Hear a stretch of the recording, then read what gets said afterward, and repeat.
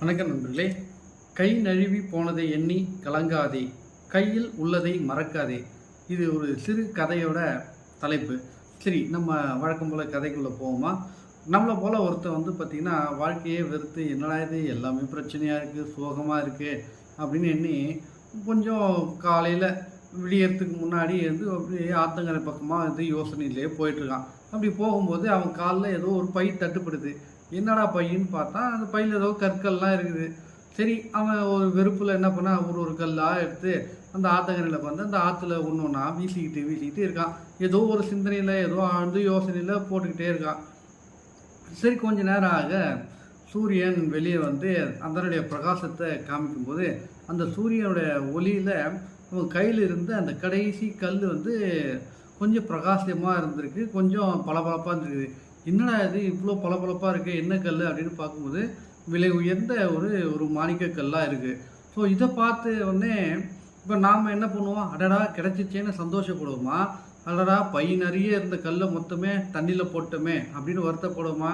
இந்த கதையில் பார்த்திங்கன்னா அவன் பை நிறைய இருந்த கல்லெல்லாம் நம்ம தண்ணியில் போட்டோமே சொல்லிட்டு அந்த இருளை நினச்சி திட்ட ஆரம்பிக்கிறான். சூரியனையும் திட்ட ஆரம்பிக்கிறான். ஏன் இன்னும் கொஞ்ச நேரத்துக்கு முன்னாடி வந்துருக்கூடாதா? எனக்கு அந்த கல் மொத்தமாக கிடச்சிருக்குமே, ஏன் இந்த இருட்டில் எனக்கு கிடைக்கணுமா அப்படின்னு திட்ட ஆரம்பிக்கிறான்.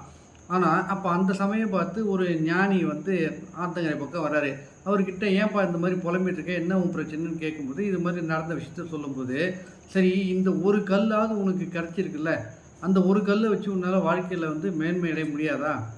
இதுதான் உனக்கு கிடைச்ச ஒரு வாழ்க்கைக்கான பாடமாக எடுத்துக்கலாமே.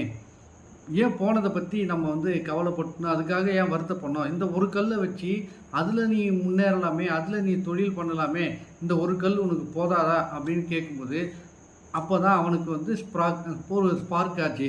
அடடா, நாம் ஏன் இந்த கையில் இருக்கிறத விட்டுட்டு போனதை பற்றி நம்ம யோசிக்கணும். இப்போ நம்மளில் பாருங்கள், பல பேர் நான் டாக்டராக இருக்கணும், எனக்கு அந்த காலேஜ் சீட்டு கிடச்சிருக்கணும், நான் இதை படிச்சிருக்கணும், எனக்கு அப்பா அம்மா இருந்தால் இப்படி பண்ணியிருப்பாங்க, எங்கள் அப்பா அம்மா பணக்காரராக இருந்தால் நான் இவ்வளோ நல்ல வாழ்க்கை இருந்திருப்பேன் அப்படின்னு புலம்பிக்கிட்டே இருக்குமே தவிர்த்து இன்றைக்கி கிடச்சிருக்கிற சந்தோஷமான வாழ்க்கை, சந்தோஷமான ஆரோக்கியமான உடல்நிலை, நல்ல குடும்ப சூழ்நிலை, நல்ல ஓரளவுக்காவது வருமானம் உள்ள ஒரு நம்மளோட கீழே இருக்கவங்கள நாம் கொஞ்சம் மேலே இருக்கிறோம் அப்படின்ற ஒரு மன திருப்தியோடு நம்ம முயற்சி செய்தோம் அப்படின்னா நிச்சயமாக நம்ம கையில் கிடைச்சிருக்கிற இந்த வாழ்க்கை மேன்மையாக்க முடியும் அப்படின்ற நம்பிக்கையோடு நாம் கொண்டாடுவோம். சரிங்களா? நன்றி, வணக்கம்.